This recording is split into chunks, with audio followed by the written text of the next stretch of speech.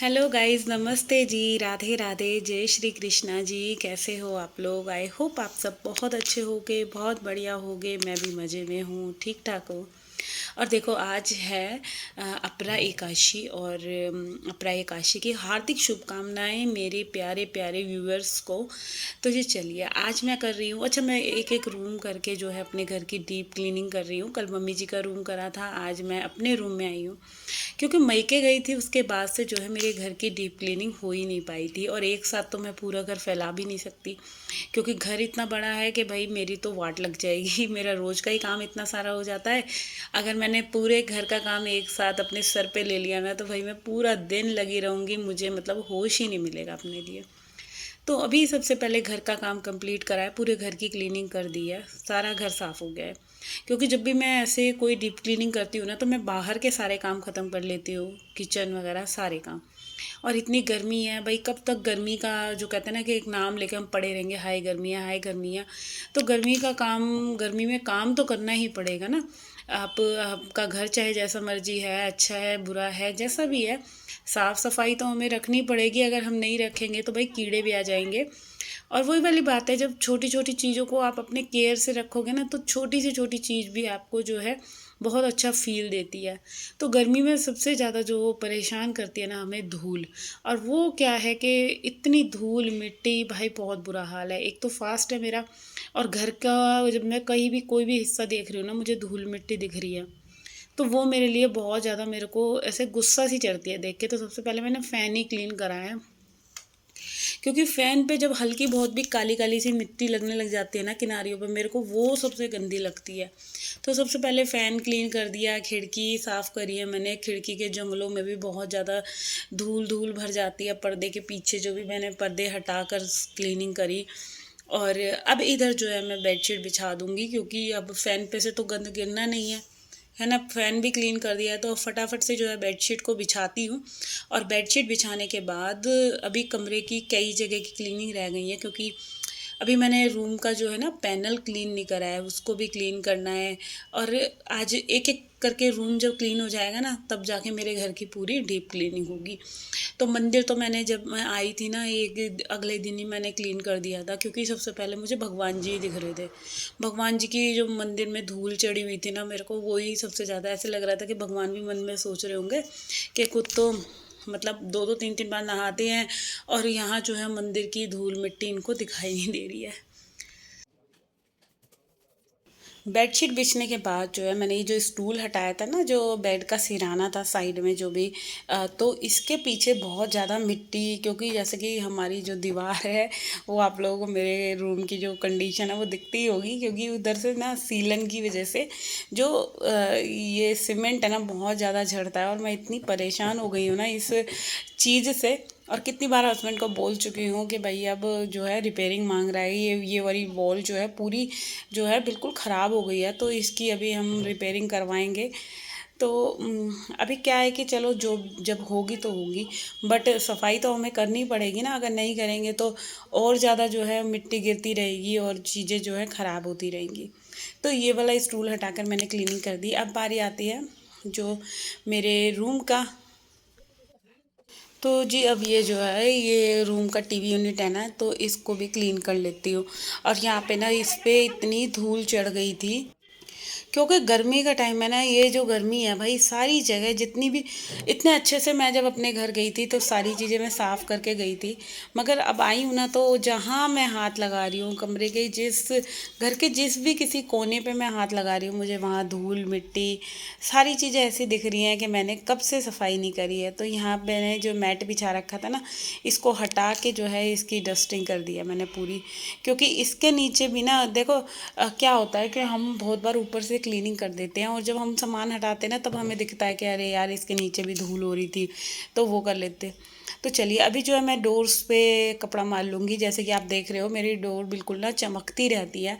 और इसका चमकने का कारण ये है कि अगर मैं एक दिन भी इन पे जो है डस्टिंग नहीं करती ना, उसी दिन जो है इन पे डोर्स पे जो बहुत ज़्यादा, कहते हैं ना कि एक टच आप वो उंगली का करते हो, तो वो भी धूल मिट्टी जो दिखाई देती है, वो चीज़ें दिखाई देती हैं। अब जो है एक एक स्टूल, एक एक चीज़ जो है सारी जो भी मैंने अपने घर में ऑर्गेनाइज़ कर रखी है, छोटी छोटी सी चीज़ें। आप अच्छा घर को जितना मर्जी आप डेकोरेट कर लो, डेकोरेट करना आसान है, मैं मना नहीं करती, मगर उसके बाद उसकी जो डस्टिंग करनी होती है ना, वो सबसे ज़्यादा टफ होती है, मेरा मानना ये है। तो इधर जो है सारी चीज़ें, जैसे मैंने आपको बताया कि मैं एक एक चीज़ हटाकर जो है पूरी सफाई कर रही हूँ। और जैसे मैंने बेड ये स्टूल हटाया ना, तो थोड़ी सी जो मिट्टी मिट्टी सी होती है वो चीज़ें निकली, और यहाँ पे मैंने जो है अपनी और हमारी फैमिली पिक है ये, मेरी मेरे बच्चों के साथ। तो अब बारी आई है इस रूम का जो ड्रेसिंग है ना वो क्लीन कर लेते हैं।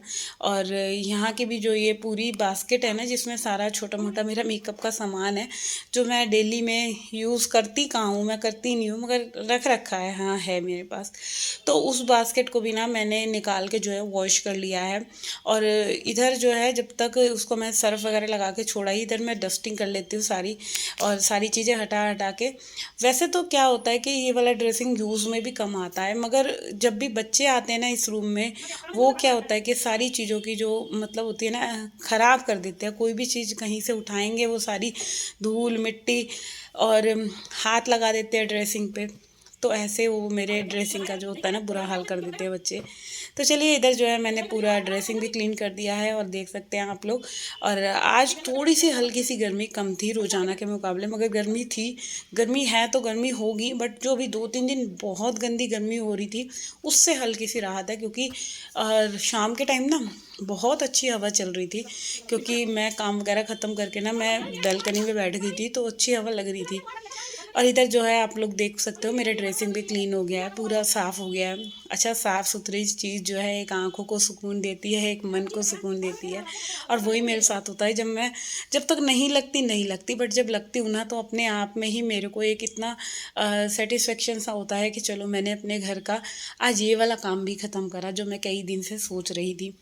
अच्छा, ये चीज़ किस किस के साथ होती है, जब तक काम नहीं होता नहीं होता, जब आप कर लेते हैं ना तब आपको एक इतना मतलब अपने आप में इतना अच्छा लगता है कि चलो मेरा ये काम भी कंप्लीट हुआ।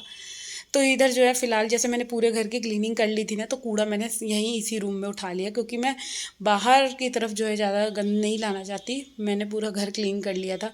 और जैसे कि छुट्टी चल रही है तो वही जैसे सफाई करो, बच्चे जो है बार बार अंदर बाहर नीचे ऊपर जाते हैं, तो वो तंग कर रहे थे।